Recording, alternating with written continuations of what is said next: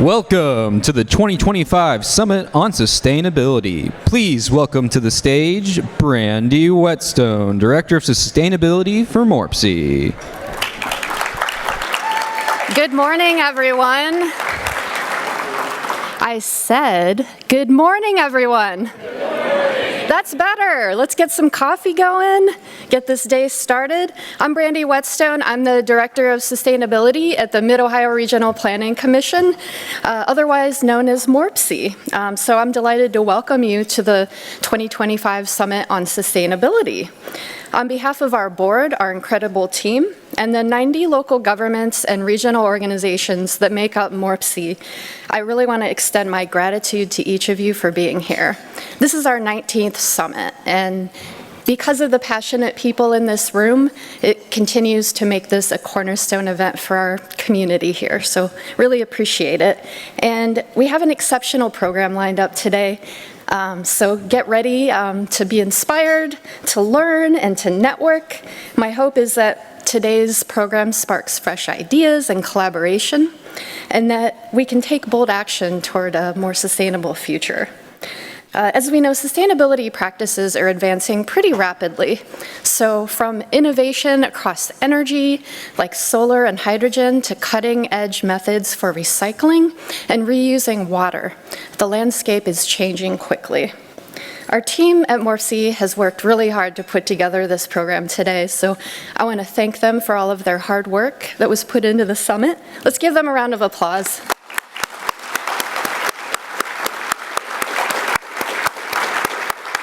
So in today's program, we have 14 breakout sessions across a range of sustainability topics, 2 plenary sessions, and the PechaKucha presentations, which are sure to energize and inspire you today in this room. So definitely looking forward to that. We hope that you'll take best practices away and that we'll learn from each other so that we can continue to make Central Ohio a more sustainable and resilient region into the future. And before we dive in, we do need to recognize and thank the organizations that made the summit possible. Their generous support is critical to our success here. So first, a special thank you to our presenting sponsor, NOPEC, for their generosity. And our connecting sponsors, we have SWACO, CODA, SOPEC, and Ohio University. And we're grateful to all the other sponsors and exhibitors that have joined us here today. So let's give them a round of applause as we recognize them on the screen.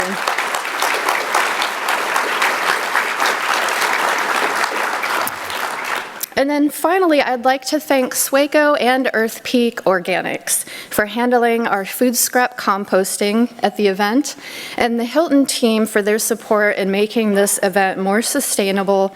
They're also donating leftover meals to Columbus Food Rescue. So give them a round of applause as well. So now let's kick off the summit. Let's get to the fun.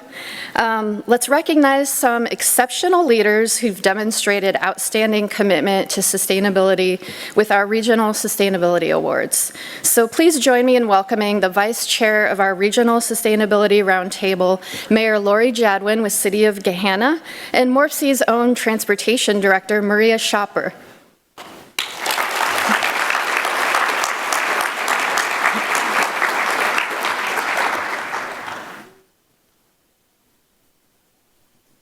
So, kicking us off, I'm exceptionally honored to present the Leadership in Sustainability Award, which recognizes an individual or organization demonstrating exceptional leadership and innovation in creating comprehensive sustainability solutions.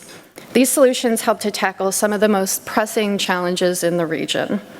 So it's with great pleasure that we announce this year's recipient of the Leadership in Sustainability Award, Glenn Marsluff from Delco Water. Come on up, Glenn.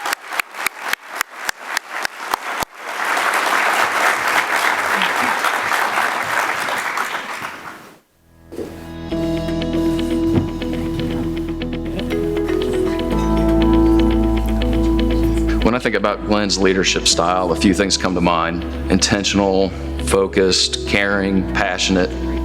bold, strategic, exemplary, visionary.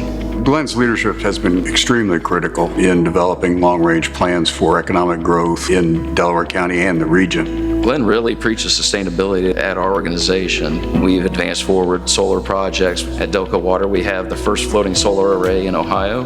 Delco was one of several partners in the Sustaining Scioto initiative. When we're approaching the end of short-term strategies of our Sustaining Scioto initiative, we started to talk about moving towards a more regional forum.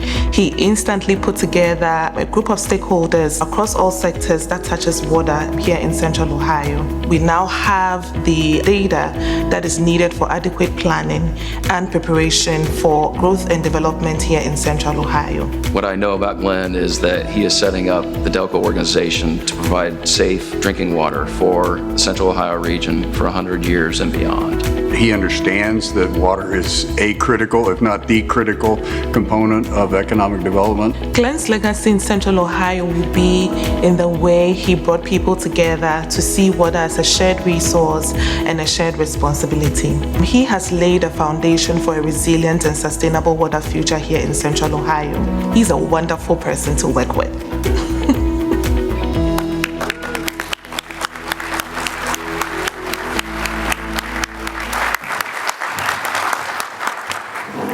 Good morning. I am Laurie Jadwin. I serve as the mayor of the city of Gahanna, vice chair of the Regional Sustainability Roundtable, and I'm also honored to serve as treasurer of the MORPC Commission.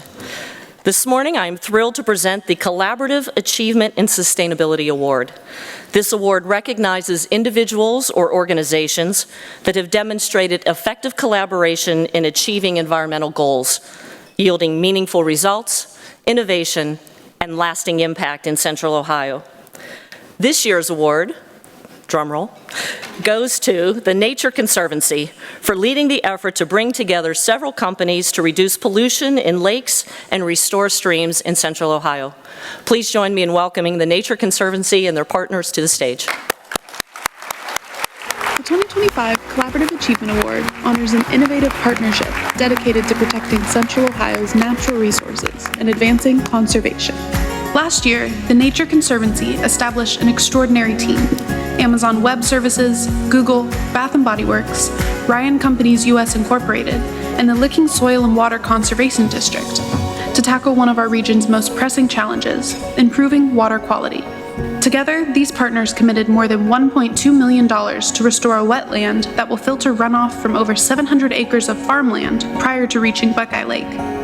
This restored wetland will naturally store and clean the water, preventing excess nitrogen, phosphorus, and sediment from entering the lake. The result? A healthier ecosystem, cleaner waterways, and a solid foundation for future communities in our region. This initiative will also reduce pollution and restore streams, advancing and ensuring safe and clean water. This collaboration demonstrates the impact that can be achieved and the powerful outcomes that arise from working together. It's an inspiring example of innovation, stewardship, and a strong commitment to sustainability in Central Ohio.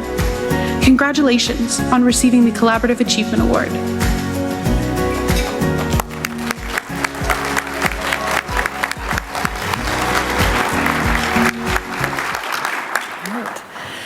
Hello, and congratulations to all of today's honorees. I'm Maria Schopper, MORPC's Director of Transportation, and I have the pleasure of presenting the Leadership in Mobility Award.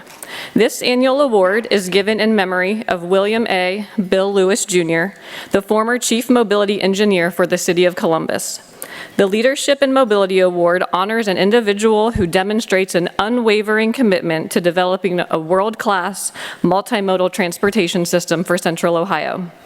We are excited to announce that this year's Leadership in Mobility Award goes to Fairfield County Commissioner Steve Davis. Commissioner, please join us on stage.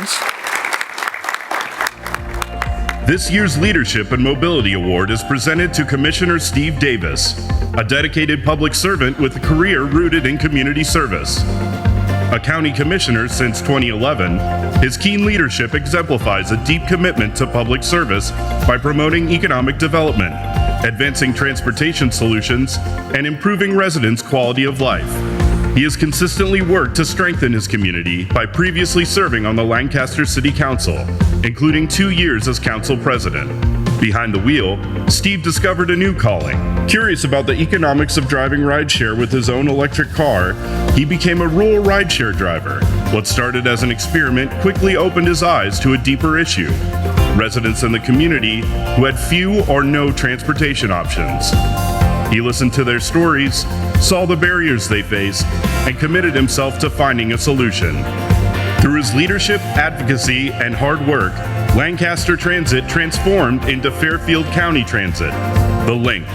Today, the Link offers a safe, affordable, and accessible curb-to-curb service across the county, connecting people to quality jobs, healthcare, education, and opportunities. Commissioner Davis has demonstrated an outstanding commitment to advancing mobility. His innovative thinking, empathy, and dedication have left a lasting mark on Fairfield County, ensuring everyone access to transportation. Thank you and congratulations, Commissioner.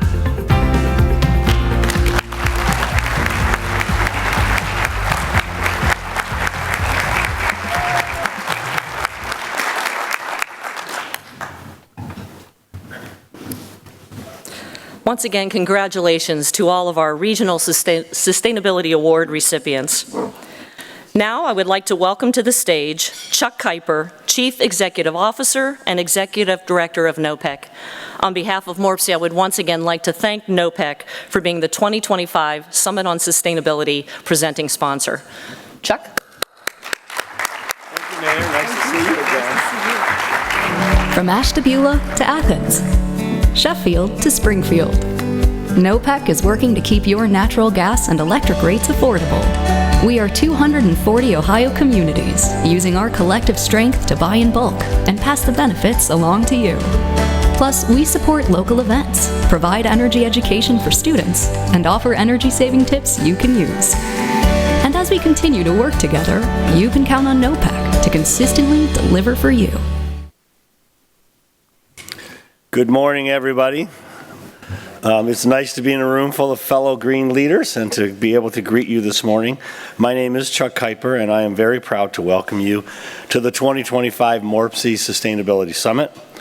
As Executive Director and CEO at NOPEC, Ohio's oldest and largest public energy council, this is the third year now that I've had the great honor to welcome all of you to what is arguably one of the most important events in Central Ohio each year, or at least it is to us, a conference that sets the agenda for our collective sustainable future here in the Buckeye State.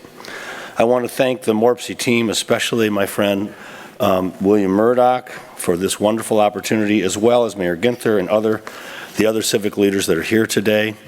It is your vision and collective execution that gives us all hope for a brighter, sustainable future. Perhaps more than anything else at NOPEC, we share your vision for a greener, more sustainable, more carbon-free tomorrow. We were the first in Ohio to provide 100% green e-RECs for citizens all over the state and have expanded our practice to many of our 249 municipalities. In 2024 alone, NOPEC retired 631,000 renewable energy credits, bringing the total to more than 12.2 million RECs retired since 2017. We provide stable, secure pricing for your friends and neighbors and are proud to offer some of the lowest rates for renewable energy in the state, incentivizing people to make the shift to renewable energy while maintaining affordable choices. NOPEC also provides one of the most abundant sustainability and energy efficiency grant programs to member communities in the state. In fact, we have grown to be the largest public grantor for funding for energy efficiency, providing more than $5 million in 2025 alone, and more than $55 million since our program's inception. In short, NOPEC is more than just Ohio's best community choice aggregator. We are paving the way to a more sustainable tomorrow by meeting our communities where they are and helping them to implement their visions for a healthier, more responsive, environmentally sustainable world.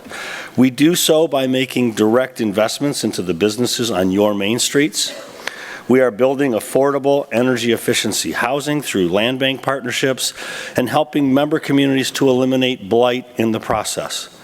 We are advocating on a national and international stage through ICLEI and at the United Nations. We convened the largest municipal cohort for the SolSmart program in Ohio's history.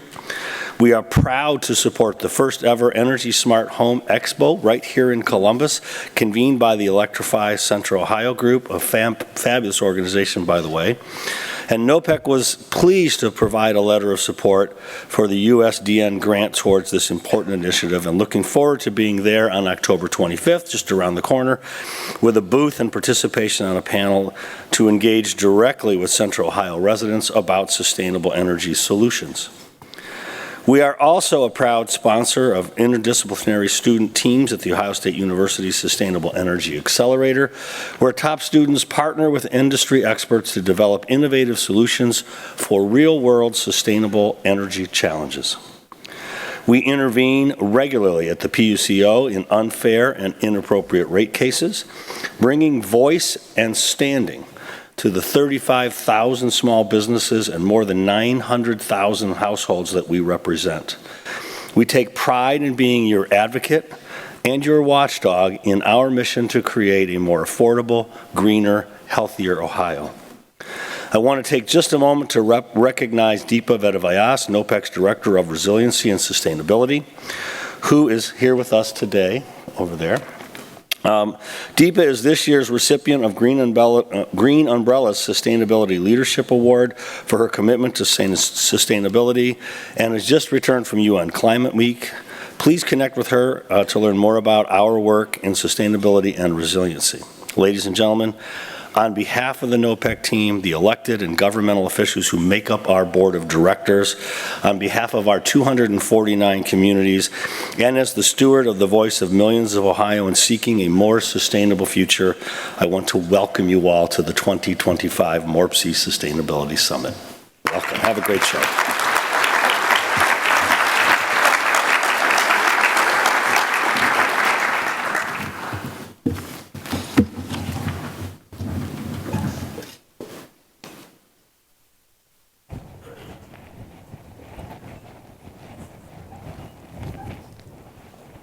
Good morning, everyone.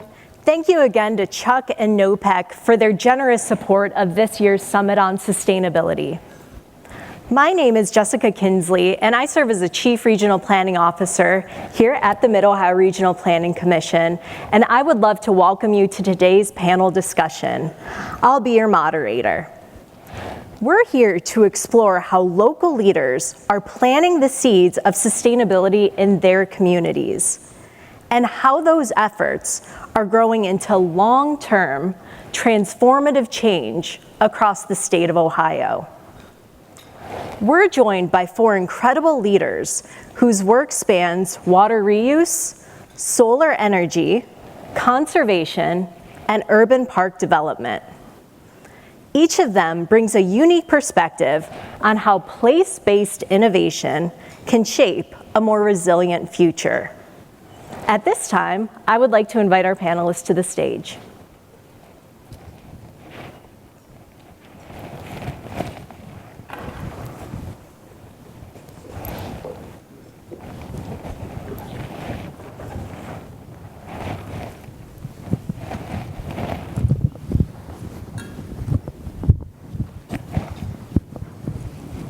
All right. Well, hi, everyone. Good morning. Hello. Let's begin by hearing a brief introduction from each of you. If you wouldn't mind, please share your name, role, and one sentence about the sustainability initiative you'll be discussing today. Meg, do you want to start us off? Great. Well, good morning, everyone. My name is Meg Maloney, and I'm the Sustainability Manager for the City of Dayton. In this role, we work to implement our sustainability plan that was adopted in 2020. I'm originally from Chicagoland area. Came here to study at the University of Dayton, studied herpetology, which is the study of reptiles and amphibians, but quickly realized that I wanted to make a broader impact to protect the things that I love, and that was a good way to enter that was through policy. So I joined the City of Dayton about 5 years ago, and I'm excited to talk through some of the projects that we're working on today. Fantastic. Matt? Good morning. My name is Matt Killam. I'm the Chief of External Affairs for the Metro Parks Toledo.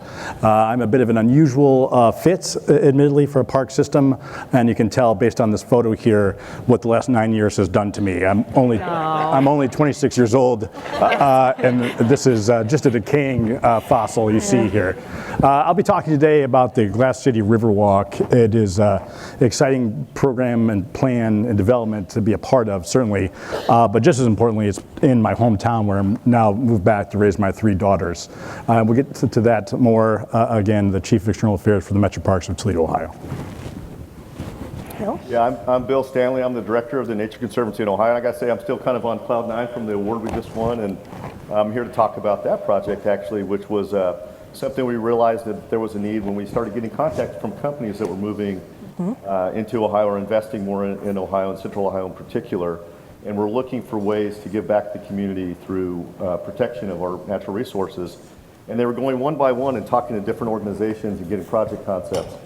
And in talking to them, we found that they weren't really getting what they were looking for. So we thought, well, maybe we could play a role for them where we're actually going out proactively, working with partners, understanding what some of the opportunities are, providing some preliminary estimates of kind of what the volumetric benefits of these projects might be, and packaging those for companies in ways that would bring resources to the projects. Now, see, the projects are not generally ones that the Nature Conservancy are implementing, so it's really using the local roots that we have here in Ohio with the other land trusts and environmental organizations and bringing their projects forward and having them funded. So I live here in Central Ohio. The Nature Conservancy has worked a lot in rural areas because we're a lot about habitat protection. And, you know, this is my community, so I felt like we really needed to work more, and I'm happy to now be investing more in Central Ohio through our work and having some initial results come from that. So looking forward to talking to you more. Fantastic. And Brian? Good morning. My name is Brian Coughlin. I am here in a couple capacities this morning. My day job is Chief Operating Officer at Delco Water, where I've been for the last 2 years. Prior to that, I was a water and wastewater consultant for 29 years, so very familiar with the water sector. The other hat I'm wearing is I'm Vice President of the Water Reuse Association, the Ohio chapter of that organization, relatively new to Central Ohio. Part of the reason Delco joined that organization was because we saw a need for sustainability from a water reuse perspective, and we felt like it was important to be part of that. So water reuse in Central Ohio and in the Midwest in general is relatively new from a sustainability initiative, so we're kind of new to the table. Awesome, thank you. See, I told you all, we have some fantastic panelists this morning. And Bill, you kind of hit on it before with the local roots, but the theme of this year's summit is local roots, lasting impacts. Now, with all of the work that you all are doing, I was hoping you could speak a little bit about what does that mean to you in the context of that? Great. Yeah, I think for my job at the city, I always talk about our sustainability work is really a catalyst to help alleviate socioeconomic stresses in the community. So we're not just doing it because we want to lower carbon emissions, though that's very important. We want to do this because the quality of life is greatly improved when we do these sustainability projects. And in the 5 years I've worked at the city, I've really realized that we're not doing projects for community, we're doing it with community. So if we want to create a true lasting impact, we need to make sure that we're working in lockstep with our community partners. This can be activists, local governments, in the region, you know, neighborhood presidents. We have a lot of great partners who help catalyze this work. And I think that when I look to envision what a lasting impact is in Dayton, I really can't imagine it without my partners at the table. And, you know, they're as formal as large groups, but as small as just like average, you know, neighbors. But we really do our work with them, and I think that that makes our work really easy, and a lot of the successes I'll talk about later is really due to those residents who are really digging in deep with me. That's fantastic.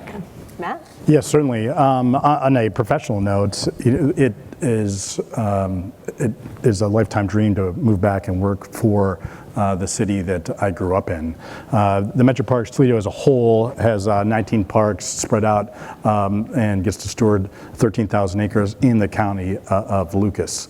There are all manner of individuals that live within that space that have cares and worries and loves and passions. We do a lot of things I'll be talking a little bit about today, but we actually only do two things. We we get to steward green space, and then we connect people to them. That is what we get out of bed every day to do. It's a lifetime mission to find out what people want and then deliver it to them. Our dark secret, and I'm certainly preaching to the choir here, is that we're a conservation agency. So we'll build anything, including a mountain bike course in the flattest place on earth, to dupe people into learning and caring about the ecology of Northwest Ohio. I want people to move back there. I want people to decide to live there and decide to make that place their place to live, work, and play. Yeah, so I'm actually not an Ohio native. I grew up in East Tennessee. I knew it. Yeah. Knew it. I met a woman from Ohio. I think that you probably know the rest of the story there. And we're here, and I'm so happy to be here. I like to tell people that Ohio and I've been good for each other, I think. And so I grew up in the mountains of East Tennessee and with some clear running streams. Now, when I moved here, I'm like, wow, this water doesn't look the way that I would like for it to look. And my wife said, do something about it. So, we're trying to do that at the Nature Conservancy, and thankfully there are a lot of other local organizations here that have similar goals and visions. And with the project that you just saw the example of, we're looking at how can we not only benefit the environment for habitat and for our critters that are out there living in these streams, living around them, but for people. And that project, there was the example of it upstream of Buckeye Lake, a resource that many people in Central Ohio enjoy and appreciate, is a really good example of kind of how we're delivering benefits not only for nature but for people. And the other part of that is the local partners and having it be lasting. With the local partners like Licking Water, Soil Conservation District, Licking Water Conservation District. They're really, have a long history and experience in the region. So we're very confident with their experience that these will be lasting. The other aspect of the lasting part is, these are wetlands that are being restored. It's not like a practice you have to pay for every year. Once you get that wetland restored, it's going to be there. It's not, it's probably as permanent as a lot of the gray infrastructure we put in place. It does need some maintenance, but it's quite a permanent structure, if you will. It's a natural infrastructure for cleaning water. So those are the connections and bringing that to the local community. And it's been quite rewarding to see some of these projects start to get off the ground. Yeah. Some would say award-winning. That's right. All right, and Brian. Yeah, on a local level, we're always asking ourselves, where's that next drop of water coming from? And furthermore, we're asking ourselves, how can we make it go further? Some of the initiatives that you spoke about, we adhere to those as well. We are partners with a lot of local watershed organizations because the cleaner the water is when it comes to us for treatment, the better it is for us and for our customers. So we gladly partner with, Nature Conservancy and others, Friends of the Laurel and Tangi Watershed, Licking County, Soil and Water. We love those partnerships because that water, the cleanliness of that water is important to us too. We also, from our standpoint, we were one of the founding members, Delco Water, we were one of the founding members of the Ohio chapter of the Water Reuse Association. It's a utility-driven organization talking about water reuse in Central Ohio. And one of our partners, Delaware County Regional Sewer District, we've teamed up with them to do a feasibility study on opportunities for water reuse in Central Ohio. What I mean by that is agricultural uses, industrial manufacturing uses, and possibly as we go forward in the future, indirect potable and maybe even potable water reuse opportunities. So we're looking at not only today, but what we see coming forward in the future from a water sustainability perspective. Great. Brian, let's stay with you for a moment. We know that water is one of our most precious resources, and you already hit on the fact that Delco is helping to rethink water use. With that, what challenges have you faced in shifting public perception or even policy around this topic? So I think a lot of us in this room and a lot of people across the country look at Ohio and they think of us as a very water-rich state. They look at the Great Lakes, and so some of that is true, right? On the northern border, we have Lake Erie, and on our southern border, we have the Ohio River. But here in Central Ohio, and particularly the Morpsey region, water scarcity is a reality that most people don't readily identify. And we've got a lot of data centers, looking to Central Ohio. They want to be, here in the capital city and in the region. And there's a lot of drivers there for that. But from a water availability perspective, that is a challenge. And so from a Delco, talk about this from two perspectives. From a Delco water perspective, we've always encouraged conservation. We constantly have on our website guidelines for water conservation, for irrigation, and that type of thing. Most recently, we implemented an inclining block rate structure. So we completely restructured our entire rate structure to go to what we call an inclining block rate structure.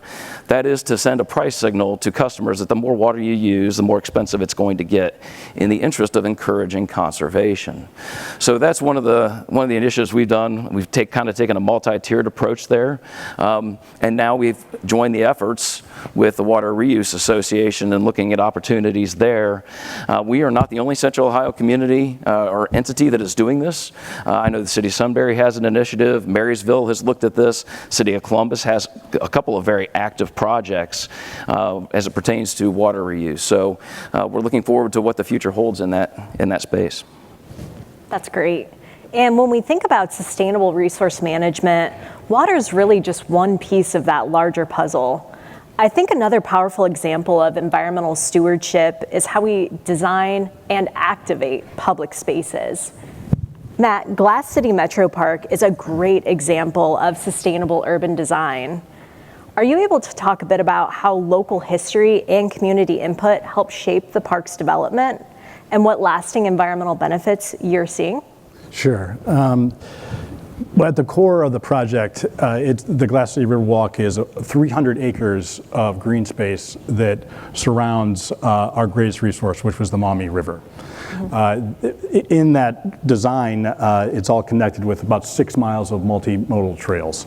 I wish I could tell you that this idea was my genius or the Metro Parks Toledo. It wasn't, and it won't surprise any of you here that it was a byproduct of a community master plan when all the stakeholders in our area got together and said, what if tomorrow were different? Or what does the city that we aspire to be look like? And it recognized that the river, which made us a city, we had done everything we could to turn our backs on it. Again, this is not a criticism of the decisions that were made at that time. Goods came in on the river, they were dumped ashore, and then usually to some degree dumped back into the river, right? So we had all of this industrial legacy you can imagine along the riverfront. We had one-way streets that went away from the riverfront. We had streets that stopped 1 block before the riverfront. We used to store our bulk road salt along the riverfront. Again, probably the best economic decision of the time, but in any other city USA that has riverfront property, that would be prime real estate to do what, right? Also, I think historically people have thought about economic development as either economic development or green space, but the reality is these two things are together as one. Toledo just assumed, well, that can't happen here. Well, it can happen here, and it is happening here because a community got together and said, we can do better, we can think differently, and we deserve it, but just as importantly, who we're handing this off to deserves it just as much. So then we just started the design process, and I don't know how many of you have seen the television show Parks and Rec, but we get asked quite a bit how much our jobs are like that. They're not, with the exception of public meetings. They're exactly like that. People come sometimes to give you advice or talk about what they want, or they come to yell at you about their imminent divorce, or Lord knows what else.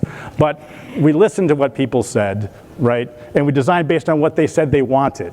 I work for a county of 420,000 people. We've only activated 25% of the project I'm talking about today, and we've seen 2 million visits to just the 25% in that short amount of time. Wow. If you, that's not my word, thank you. If you build it, they will come is from a movie. It isn't actually true in real life. But if you build it based on what people say they wanted and invite them over and over and over and over again, they will come. No. That's how you get 2 million visits to a downtown green space that was built on fly ash and other noxious chemicals, right? So amongst that green space, we also asked, why not us, right? So we started looking around the country for other park systems that did cool stuff and said, let's do that stuff here. So we stole an ice rink from Chicago's downtown park, and we have kids to the tune of almost 200,000 ice skating on a former electrical plant, right? It's a new kind of energy that is being generated in that space, right? And we are so proud to bring that to fruition. Probably one of the most proudest achievements, I think, from an engineering perspective is the Mini Maumee, right? About 10 years ago, we had an algal bloom that just happened to blow in the wrong direction, and our water was quite literally chewable. That has become a bit of a political commentary, right? But there's no bones about it. For an amount of time, last year, 10 years ago, forgive me, if you would have Googled Toledo, Ohio, the first thing that would have popped up is that the water was toxic. I happened to just move back there from Chicago with my new wife, which was a tough enough sell on its own. But within the first weekend, the water was undrinkable. And now, based on the immediacy of our society, we've all but forgotten about that, right? We're about today. What about the next thing that's happening? So what we did, also, what we heard from all those public meetings is people want swimming, swimming, swimming, swimming. Well, we don't do swimming, but we're certainly obligated and responsible to the people who said they want swimming. So we built a giant splash pad in an exact replica of the Maumee watershed. So unbeknownst to those kids that are splashing around that space, they are learning about where their water comes from, right? In a new way. People don't learn from getting their hand smacked or being lectured to. They learn from people they like and positive, meaningful experiences.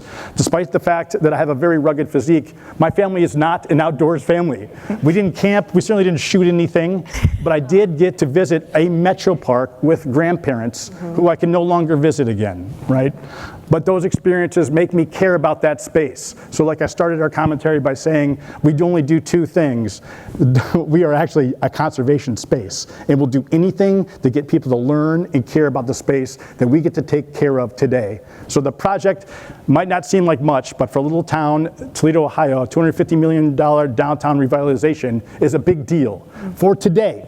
But it's an even bigger deal for tomorrow. And to us, that's what sustainability is. It's about tomorrow and the people we deserve that deserve better.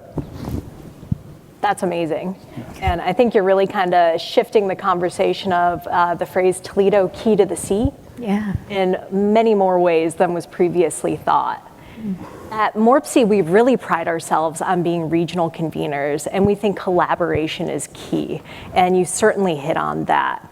I think another program that really exemplifies that is the grant program that the Nature Conservancy put together.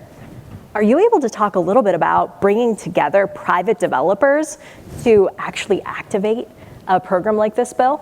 Yeah, first of all, when you mentioned the public meetings, it reminded me of some criticism we've gotten. And believe it or not, there are some of our members and not staff at this point, but members really that kind of wonder why we're working with businesses and kind of, you know, is this really our niche? Why are you partnering with them? You know, these are the folks that are destroying the environment, right? So we hear that. And we need to explain to them, hey, actually, you know, we're not looking to, we understand that Ohio's growing and we want to be a part of that solution, kind of figure out, kind of your point, these don't have to be at odds. They really aren't at odds. And a lot of the business we're talking to, the people that they're trying to attract to the workforce really care about nature and care about having opportunities for recreation and a beautiful place to live in. So those things are absolutely compatible. These can become some of our strongest partners. So we've had to kind of work through that a little bit with some of our members, not too many, but they are allowed, the individuals that say those kind of things. And then you start to see the partnership and the benefits of that, and people are kind of bought into that as they kind of see that. And yeah, I think it's been interesting because I think I was talking to Adam Lehman, who, Adam, put your hand up if you don't mind. Because if you really want to know the details about this program, Adam's the one that's made this happen. And Adam, talking to Adam about this, he kind of explained it as we don't do RFPs we actually kind of develop the project ideas with the partners and we bring those to businesses. So we're kind of selling the projects, if you will, to the businesses. So the businesses don't have to necessarily come to us. Sometimes we, kind of to your point, will they automatically seek us out and do a project? Not necessarily, but if we get out there and kind of tell them about the work that we're doing and how it can deliver some of the sustainability goals that those businesses have, they become interested. We have a list of projects for them to consider with some preliminary, if you will, cursory evaluations of the water benefits of those projects. They will get interested in one or more of them and kick the tires a little bit, often using their own third-party consultants to kind of evaluate our preliminary evaluations and then can decide to move forward. The other part of this is that we would love it if we could always find a partner that will support a project completely all by themselves as one business. But that has not always been the case. As you saw with the Slim Creek project, we have 4 different businesses that teamed up on that project. And that was a really interesting process too, where we had a couple that were interested but said they couldn't come up with the full amount. And they helped us kind of find other businesses to bring into the fold to support the project. And one of the final key pieces was Bath and Body Works and a guy named Jeff King, who's on our board. And we mentioned the project to him, and he said, I think Bath and Body Works might have interest in this project, so they supported it. And Meg, I heard you mention you're a herpetologist. Yeah. And I will tell you, we're going to do 10 years of monitoring funded by Bath and Body Works, including for herps. Yeah. So you should get out there. I know I should. I could help you guys look for them. Great. Yeah. So funding, partnerships are all critical to success, but so is leadership. So Meg, the work that Dayton is doing in the solar space in particular is really innovative. I was hoping that you might be able to talk a little bit about what motivated the city to make that investment and how are you measuring the long-term benefits? Great, that's a great question. So a little history on Dayton. Hopefully many of you have been to Dayton, Ohio before, but when I first moved from Chicago to Dayton, there was a very different city that I saw from what, a lot of historically what Dayton has been. So Dayton is known as a gem city. At one point we had the most patents per capita than anywhere in the United States. So we are a city that's based in innovation, and due to the loss of manufacturing, it's kind of a different story now. We kind of have been put in, in the category of a Rust Belt city that, certain neighborhoods you walk through. We have a neighborhood located next to an old General Motors facility that 70% of all the lots are vacant. So there's either abandoned homes on them or completely razed down vacant lots.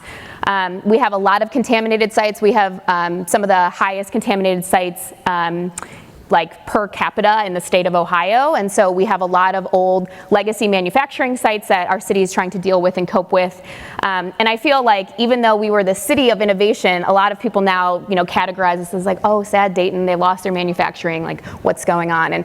And when I moved there, I just saw that as such an opportunity for the work that we're doing because the community is so bought in. Like everyone knows that, we are working to try and build something better than what we had before. And I think we understand that we want to honor our manufacturing legacy, but we're trying to build towards a little bit something different. And so I'm very grateful that when they started our sustainability office and hired me in, they really gave me a long leash to kind of do, I don't want to say whatever I want, but they were like, Meg, we trust that you have this vision of what Dayton can be in terms of sustainability. And so I started working very closely with a neighborhood association. They are working on 3 Superfund sites that are all located in the city. A Superfund site, for those that don't know, is a really highly contaminated site, both for environmental reasons and for human health. So the US EPA, we work very closely with them.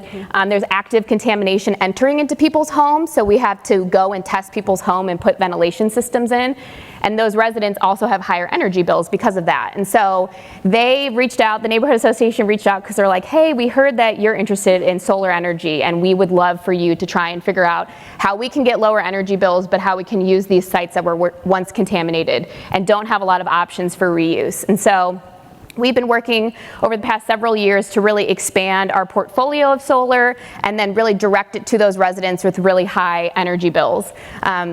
As you probably all are feeling it, we've all had very high energy bills, and you probably saw most recently on your June or July bill a big increase too. So these residents not only are facing high energy bills just because they're also in older housing stock, but they also have these ventilation systems. But then also in turn, we're facing higher energy bills most recently because of this thing called capacity, which if you want to talk capacity markets, we can talk about that afterwards. But in short, our grid is trying to get enough energy to us during really hot heat days, and they are basically raising the alarm bells that we do not have enough generation to support that.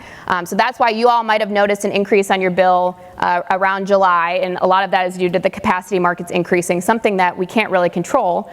But if you own generation, that's something that you can actually bring down the price of power with. And so what we've been working on doing is a couple different things. So first, for our city facilities, we have 2 contaminated sites. One is an old paint factory that caught on fire. It was one of the worst fires in Dayton history. And we're putting 25 acres of solar on that, so about 5 megawatts to power our water plant. It's going to save us around $400,000 a year in our bills, and essentially is lowering that capacity cost to almost zero. So our water treatment plant's not going to have to pay more money for their energy bills. and in turn, that helps us keep water rates really low for residents, so we don't have to raise rates on them. We're also moving forward with a project at our airport, so we also have a contaminated site that's contaminated with lead that we're putting 15 acres of solar on to power our airport as well. So again, reusing sites that really didn't have other redevelopment opportunities, essentially helping the city save money, which then in turn helps our residents save money. So those are what we call behind the meter projects, so powering a facility. And then we're also working what we call front of the meter, or to put solar onto the grid. And what we're really excited about is we have a great partnership with SOPEC, the Sustainable Ohio Public Energy Council. We joined them in 2021, and it's because all of their communities use 100% renewable energy. And they really bought into this vision of, I want my residents to not only get renewable energy, but I want renewable energy generated in the city of Dayton limits to go to them. I want them to see it, because we all have heard these conversations around solar across the state, going in, farmland. A lot of people are upset about that, but I think part of the reason is people don't see how it's benefiting them. Right. So if I can have solar in my community, lowering people's energy bills, then they really see that value. And so we have a really exciting project that we are going to make an announcement about in a couple months, but we are generating local solar that's going to feed into our aggregation program, and that's really huge, and I think it's going to help keep energy bills low for our residents. On average, we've been able, with the partnership of SOPEC, to save our residents, the first year of our program, we saved them $350 off their bill compared to the standard service offer. And since then, it's been around $100 to $150 a year per household, which is really great. The last thing I'll touch on that relates a little bit to the solar, so we also have been working to get grant funding, and we have secured $11 million of private grant funding to do weatherization and energy efficiency in low-income households. So we have a very, very old housing stock in Dayton. We have a lot of folks that don't have air conditioning, or have a really drafty house, so when they heat it in the winter, it's not very adequate. And so we've been working on this program called the Dayton Home Repair Network. So we have 5 of our community action agencies that all do home repair and weatherization. We brought them under one roof, so they have one universal application that we put our residents through, and we help low-income families get access to weatherization and energy efficiency. Originally, we had won a federal grant to then put solar on those homes, so 900 homes were going to get solar. That grant was recently terminated, but we're still looking for opportunity to continue to put solar on homes of those low-income families, and then especially prioritizing the ones with ventilation systems from our Superfund sites. So we have a lot of exciting energy things going on in Dayton, but again, it's a really easy thing to talk about, because anytime I go out to residents, it's not really about solar energy or weatherization, it's about saving money. Like, that is what we're doing at the end of the day. We're saving money, we're cutting down on emissions, and people have been very supportive of that program because they understand kind of that need. And so, and yes, we have wonderful partners too that, there's too many to name in this room, but we have wonderful partners who have been, really helping us figure out these pieces. And of course, our city leadership has been very supportive of this as well, so I'm very grateful to be working at the City of Dayton. Great, yeah. All of these projects are very innovative and forward-thinking. Something I appreciate so much about our Summit on Sustainability is the opportunity to come together to learn from one another. So with that in mind, what is a piece of advice or a lesson learned that you would like to share with the audience about these projects? And this is for anyone, so. Yeah, I'll go ahead and start. So from my perspective, talk to your trade organizations. Reuse in Ohio is new. It's new to Ohio, but it's not new across the nation. It's not new across the country. So those of us in the water sector, and I'm not just talking about a drinking water utility, I'm talking about drinking water, storm water, wastewater, large industrial customers that are using water. Reach out to your trade organizations that have some of this framework that can be brought to Ohio from other states. It's not exactly apples to apples. We recognize that, but there is framework that can be brought here and put into place. We don't have a lot of regulation and legislation as it relates to water reuse right now. So I'm looking to elected officials. For my water reuse vice president chair, I'm looking to elected officials to help us develop that framework. We are already working with state regulators on what that framework might look like. One of the things that I think is really going to motivate and incentivize some of this is to take some of these economic development dollars and make sure that some of that gets directed towards purple pipe initiatives, so that those opportunities exist for us to encourage water reuse here in Central Ohio. Yeah, I can certainly go. Again, this will sound trite, but it's certainly true. Stay humble. We were the recipient of the National Park and Recreation Association Gold Medal in 2020, which meant that we were the best park system in the United States. That's sort of like our Oscars or our Heisman Trophy. But that is a trophy that gathers dust immediately, and then someone else gets it the year after you. So when we were planning the park downtown and other parks as well, we didn't rest on the fact that, well, since we're the best, we know what to design. We have tireless amounts of conversations and meetings about what to design to see what people want. And then when we build it, we invite people back out to make sure we did what we said. We've already made one mistake. I can tell you that we built this kayaking cove that we thought was ADA accessible, and we had a group out that's been our partner for, I don't know, the better part of 50 years that has cervical injuries, and they said that they couldn't use this. And of course we thought that we were the best, right? And we knew what everyone needed, and we build things for everybody, but we had to fix it and change it. So that is certainly something, continue to ask the good question. Also, we're tax funded, so staying on mission is incredibly important. There's an ice skating ribbon, like I told you. We have a bar restaurant on premises. We also have partnered with public and private to open up a giant indoor-outdoor pickleball facility. We don't do any of those things. We partner with people who do those things. Our dollars go into clean bathrooms, clean, well-maintained trails, kids' camps, and planting tens of thousands of trees on our doorstep. Our short-term and long-term plan is to plant 1 million trees. So those two things are critically important. Never assume you know, right? And never assume, no matter how many awards you've gotten, that you know what's best for everybody. So continue to ask and accept the fact that you are going to and have made mistakes. And then secondarily, stick to your mission as much as you possibly can. It's very easy, and we certainly are not exempt from this, to get left or right of center. But we do one thing, and that is to conserve green space and then make people care about it by any means necessary, right? So those are my two, I guess, blessed impact. Yeah, great. Yeah, my brain feels a little bit like popcorn right now. There's like all kinds of ideas in my head because there's a lot that we've learned, and so I'm trying to decide what to talk to you all about. So first of all, I want to say that Christy Hawthorne's been on the stage 2 years in a row. So we don't have to gather dust, right? Let's yes, sir. Try to get up here more than one year. And I think for us, I like the idea of humility a lot and importing ideas. Those are great. I think, frankly, the program we've developed, we're a global organization. Believe it or not, we're in 80 countries, every state. And that's been one of the reasons I've stayed at this organization for 26 years, is we can bring ideas from other places and we can create ideas here that are exported and have impact beyond Ohio, for example. And I think Nicole Silk will talk a little bit more about some of that later today. But I would say for me, it's kind of related to being humble. You don't have to, nor can you, do it alone. It's about partnership. Sure. And bringing in other partners that can complement you and have skill sets and maybe relationships and connections that you don't have. And if you want to do something big and you can't do it alone, you got to bring others in. And you've probably all heard the adage: if you want to go fast, go alone. If you want to go far, go together. And there's a lot of truth to that. It can slow things down some, but you can go much farther and have those lasting impacts that we're talking about today.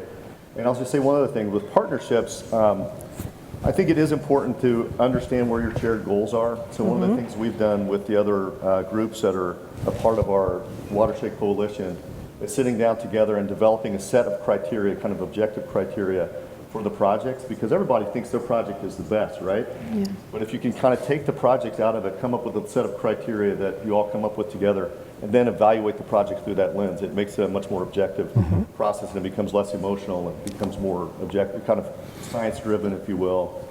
Can help to take some of the emotion out of it and bring that partnership together in a way that's strong. Yeah. I think I just want to add on that I'm never the first to admit that I know something, because if you say that you know everything in sustainability or in the energy field, like, you're just lying. There's always more to know. And so I think kind of what you all said of bringing in partners that know information, I'm always the first to admit, like, I have no idea. And that's how we learn, and that's how we become better. I'm very lucky that there are other peer cities in Ohio. I know Aaron's here from Columbus, and I'm very grateful for our peer cities because we learn a lot from them. And I think that there's a lot of knowledge knowledge sharing that makes our own cities better. Each of our cities are unique, but like what I've learned from Columbus, Cincinnati, Cleveland, Bexley, Ohio, I know is here, they have really innovative sustainability programs, and like a lot of the times I'm just learning as much as I can from my peers, so that way I can, you know, bring these programs to Dayton. So I think we're not a city that's trying to do anything first. I was like, we don't want to do it first. We just want to learn from others so that we can create a really good program for our residents. That's great, yeah. And I really like the stay humble, because I know, speaking to what you're saying, Meg, like there have been so many times that I've given someone a call and I'm like, what does this mean?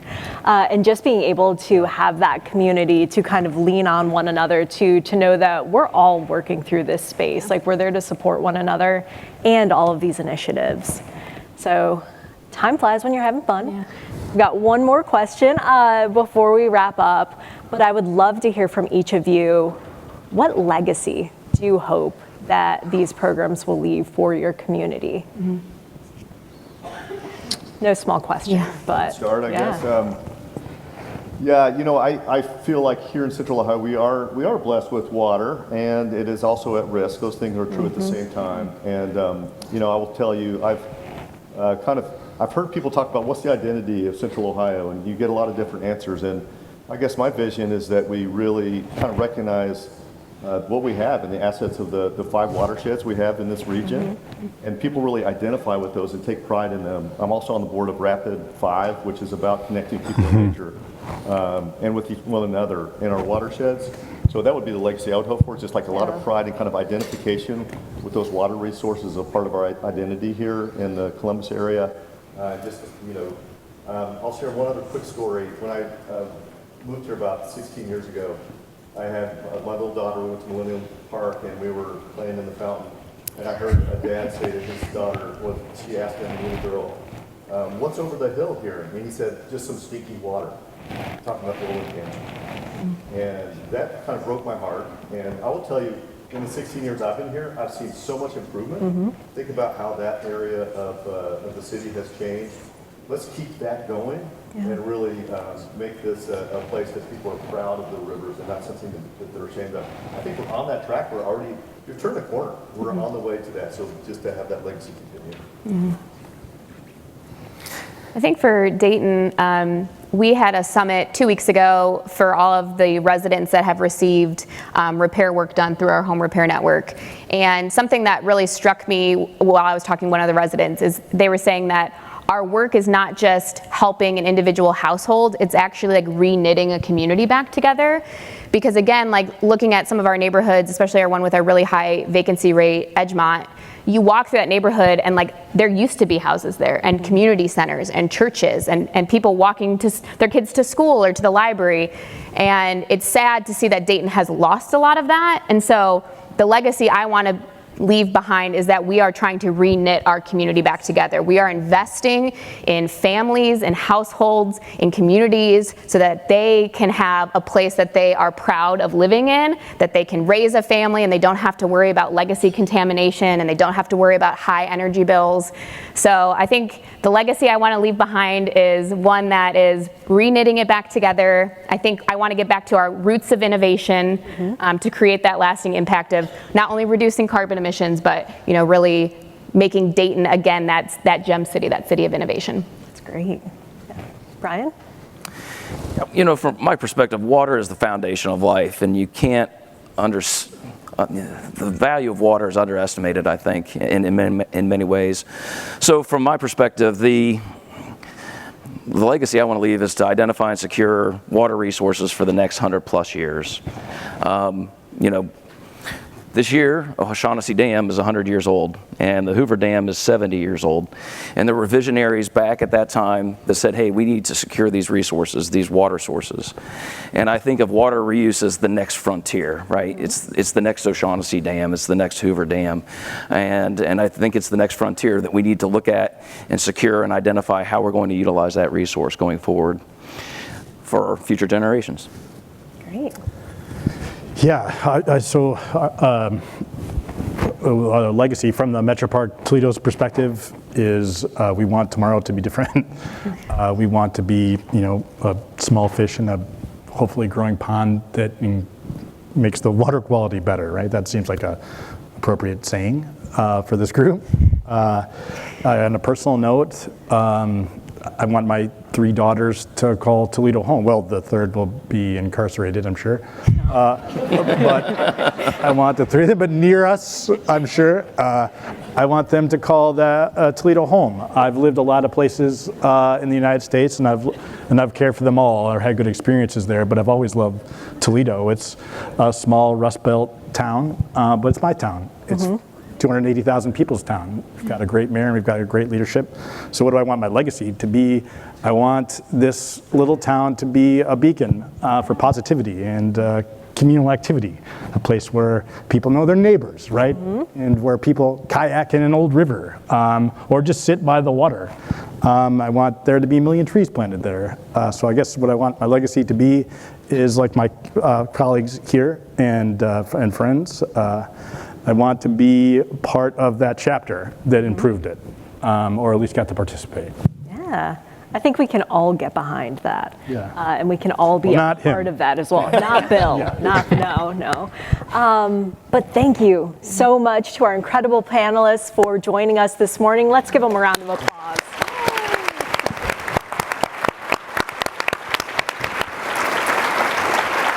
All right. Well, let's continue to learn from each other, collaborate, and grow sustainability from the ground up, because local roots truly do create lasting impacts. Our breakout sessions begin at 10:15 this morning, so please take a look at your agenda because there are some great sessions. Your hardest decision today is going to be which one should I go to. But yes, take a look, have a conversation, meet someone new, and enjoy your day. Thanks, everyone. Thank you.